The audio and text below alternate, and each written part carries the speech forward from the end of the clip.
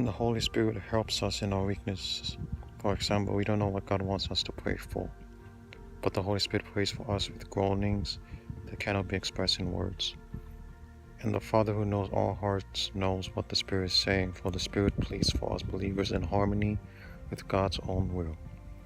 And we will know that God causes everything to work together for the good of those who love God and are called according to His purpose for them.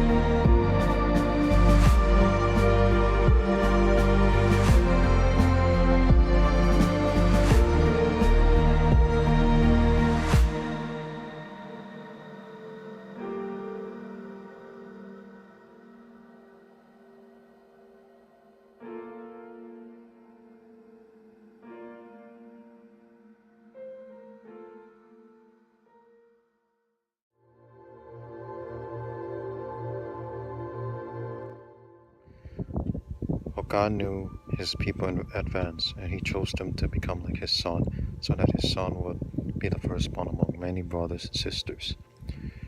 And having chosen them, He called them to come to Him, and having called them, He gave them right standing with Himself.